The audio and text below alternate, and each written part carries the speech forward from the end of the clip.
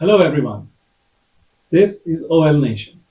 Welcome Laurentians and friends of Lovedale from around the globe. In September of 2020, we hosted Hyacinth Money from the batch of 1950 in a glass ceiling breaking, never given session.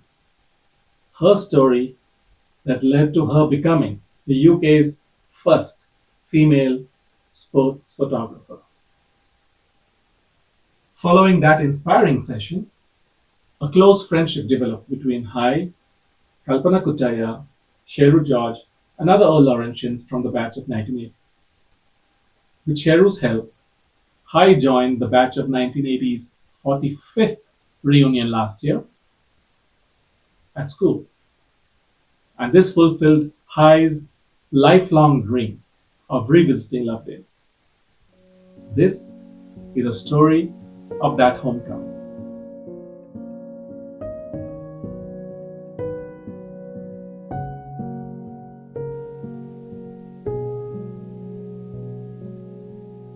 I like the school very much. I pray for you every night.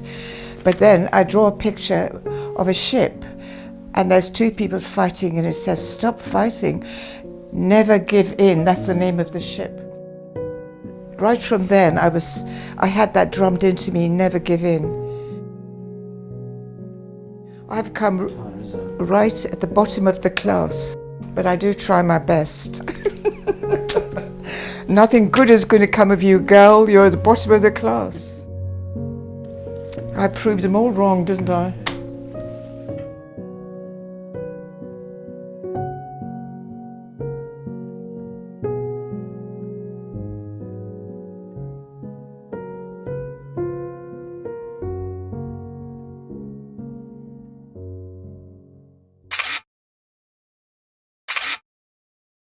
A few years ago, I had a major photographic exhibition, and the room, it was a very large hall, and the walls were covered in all the famous people I'd photographed. But I said, I've got to make this board, because without the school, I would never have achieved anything. I really believe that. So this is why, as soon as you walked into the gallery, this was the first thing you'd see, and there was a big banner saying about Lovedale School. So this is what I said. This is where it was situated. This is the military school, and here's the marching and the ceremony.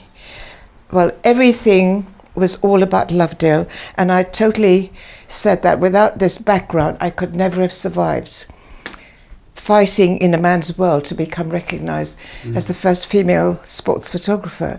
So I owe everything to Lovedale, I have to say that. This is our first uniform, my sister Shirley and I. And this was when India got independence and we had Indian teachers. And that's me there, and that's Shirley, and that's the dormitory I was in. And I went back to that when I went back to India again. That's me here at the Independence Day parade.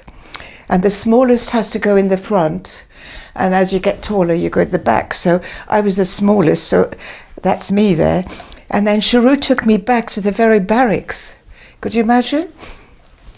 All those decades later. And to get to the school we travelled on the little toy train.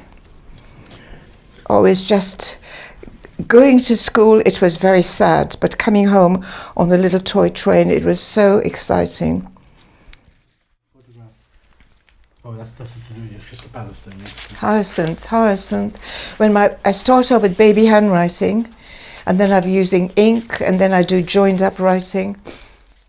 On Saturday morning, we had a joint assembly in the boys' school, and Dr. Krishnamurthy came and gave us a talk on tree planting. It was so interesting. After that, we planted trees. I planted one on the drive going up to the girls' school.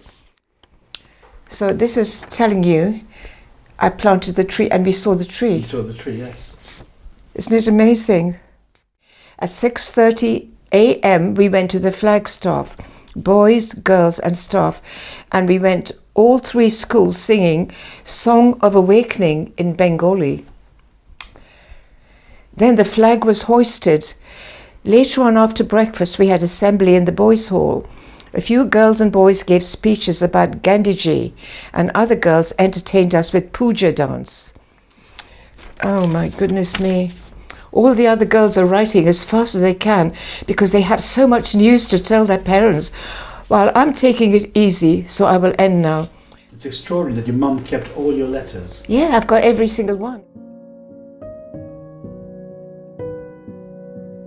And the motto is, never give in. And I'm living proof of that.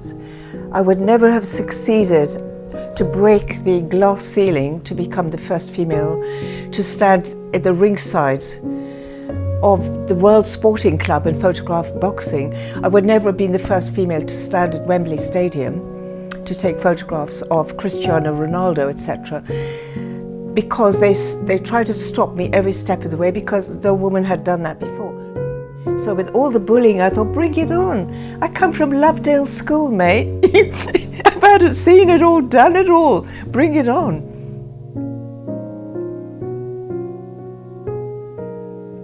This is what the school is teaching you, not algebra, not geometry, and not senior Cambridge. It's that every single day there was that never give in stamped into you. I took it on board. My sisters didn't, maybe you didn't, but I had no idea it was going to stand me in such good stead in my grown-up life. Given how important photography was in your later life, were you a member of the photography club, or was there anything in school that inspired you to become a photographer? They wouldn't let women, it's only for boys. They wouldn't let girls. Tut. That is the God's honest truth. You could only get into develop. And if you look at all my letters, every time I'm saying, Mummy, are you coming up for sports day? If you are, bring your camera. She had this box brownie camera because they make nice pictures. Or then I'd send a letter to Mummy, which I was finding yesterday. It said, could you buy a 120 spool and bring your camera? So I made several references to my mother bringing her camera.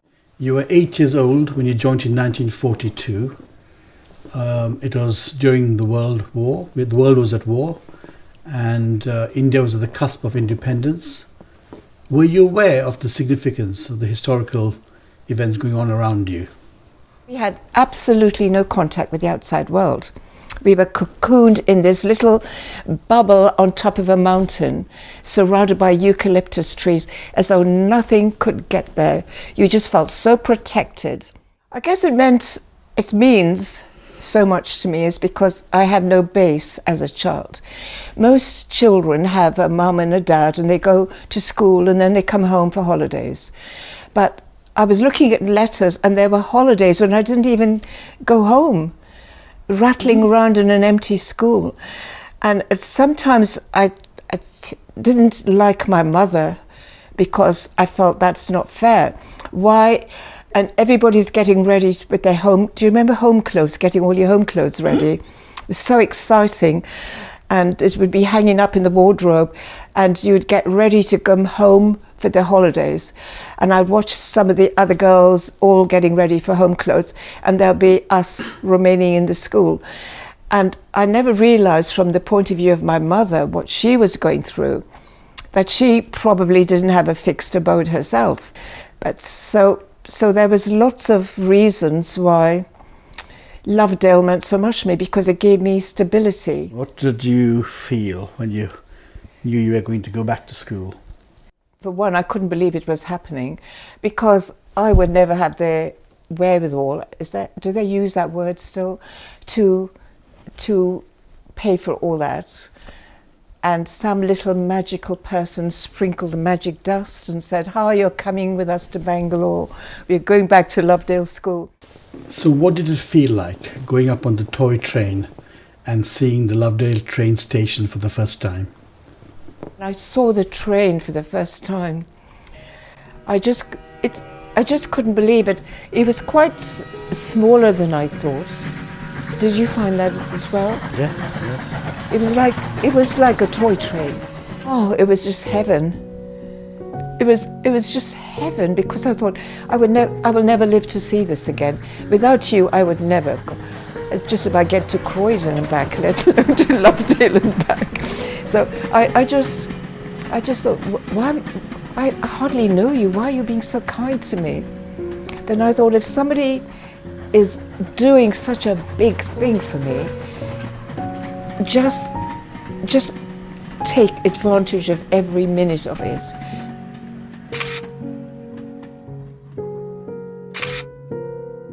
Because you must have understood how much that school meant to me. Yes, I did. It was my everything. It was my childhood. It was my everything through childhood.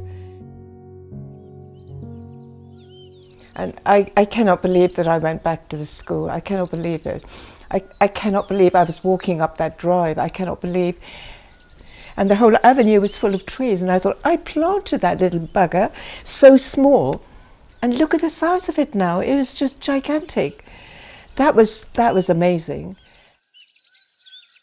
And when I said, I want to go and see Willingdon Dormitory, which is where I spent my entire childhood. And we had to turn our sheets 12 inches, so matron would see it's all parallel lines. And if you tucked your blankets under the mattress, she'd look down to see so there's no bits of mattress hanging, bits of blanket hanging down. Classrooms were exactly as I remember. They didn't look too small, they didn't look too... I could see myself. I could see Sally Oakley sitting in the chair, in the desk next to me.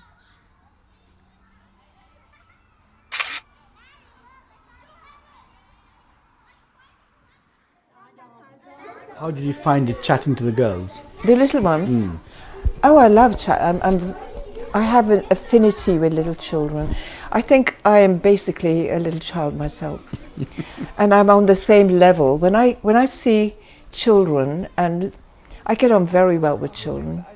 I should have been a children's school teacher. Then I thought to myself, no, we'd never learn anything. We'd just be playing all the time. Yeah, I just love little ones. What was it like meeting Mrs. Enos? Oh, bless her heart. But yeah, it was wonderful to meet her. The thing I got from Mrs. Enos is she was gracious. That's one word I would say about her.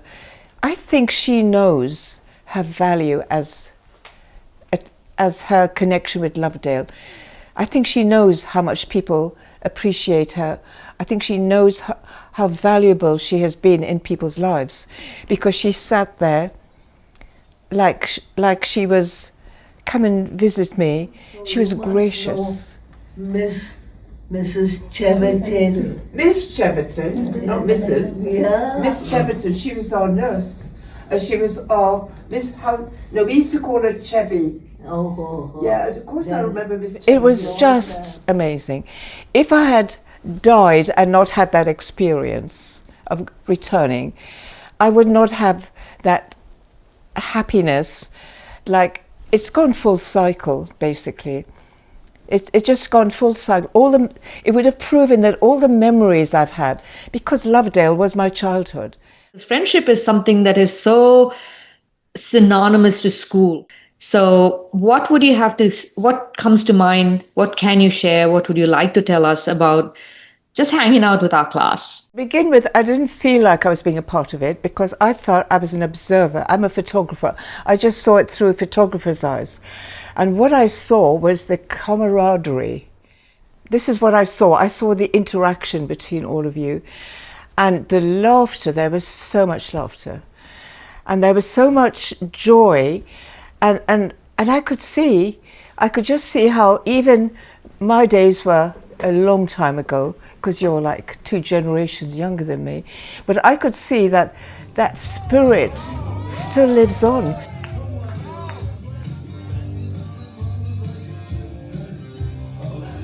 Hi, I'm somebody who really is inclusive. I don't want to have anyone be left out of anything. So it makes me very happy to see everyone, allowing everyone to be themselves. But I think our class is one that allows and accepts people for whoever they've become. I felt like I was being a child again. I just felt like you were as bad as me, and so was Sheru. No, I was very well behaved. No, you weren't. we were just kind of like a school reunion kids on an afternoon off, no class, nothing else to do but just sit and chat. So I don't know if that affected you, but I could see by the way you're smiling now, you're remembering. I feel like we're going to be friends forever. Forever, So, of yep. course, absolutely.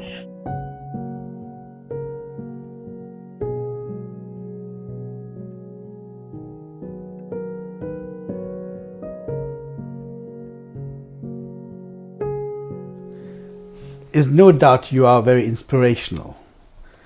You know, in your irreverence, in your health, in your positive outlook, in your fierce loyalty to school. It's quite exceptional. And so my wanting to take you back to school, it wasn't so much an act of generosity, it was more an act of gratitude.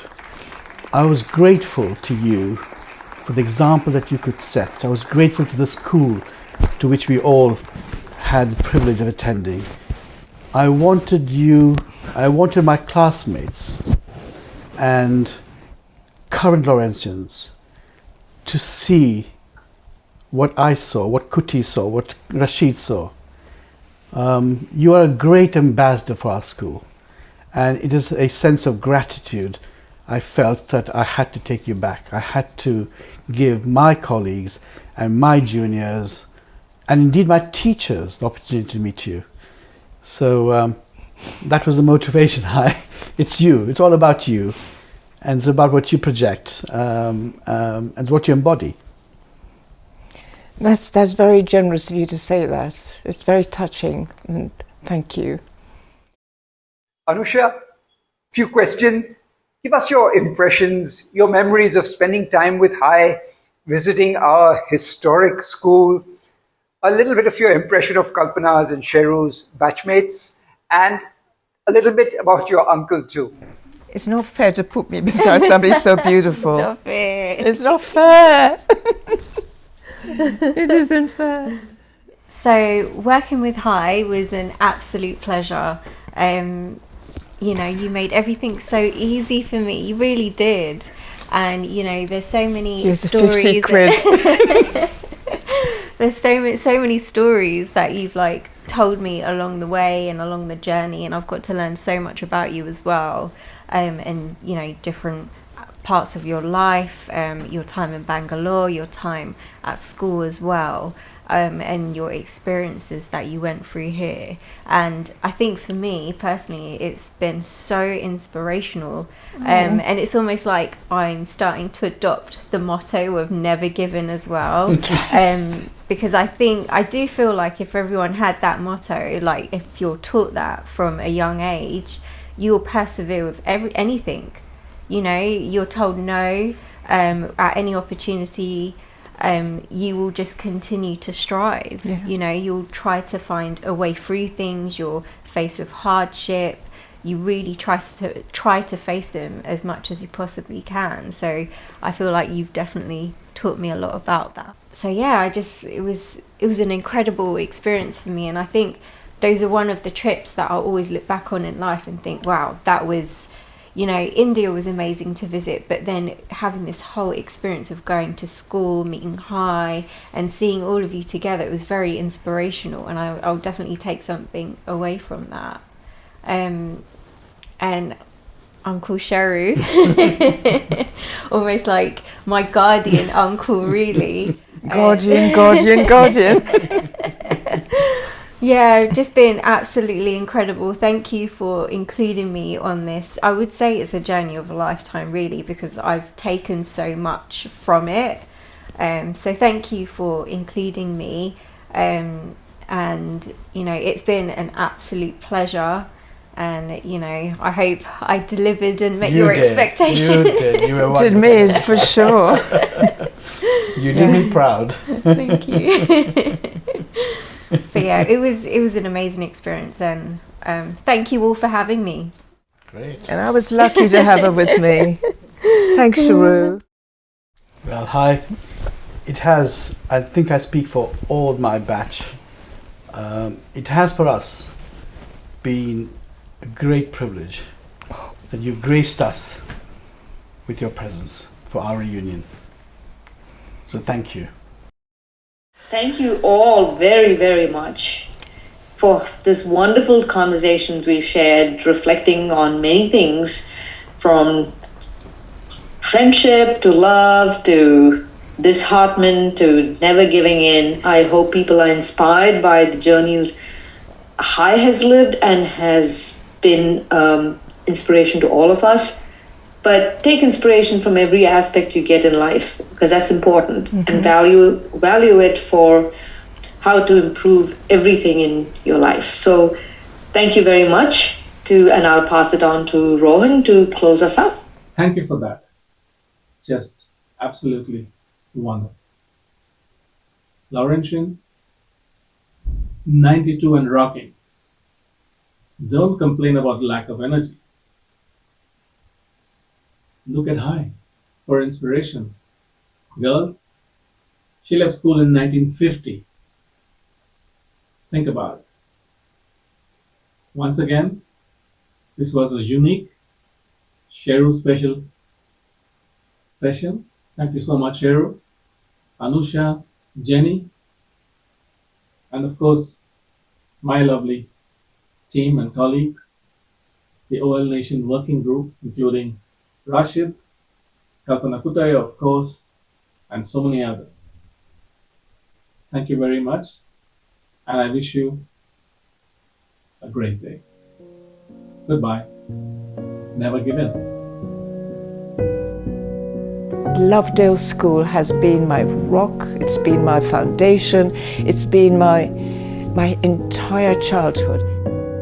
You are in really good hands. Take advantage of the opportunities. Don't squander them. I took them all on, and I won, and I got my union cards. The first female sports photographer ever to do that. So it had a happy ending.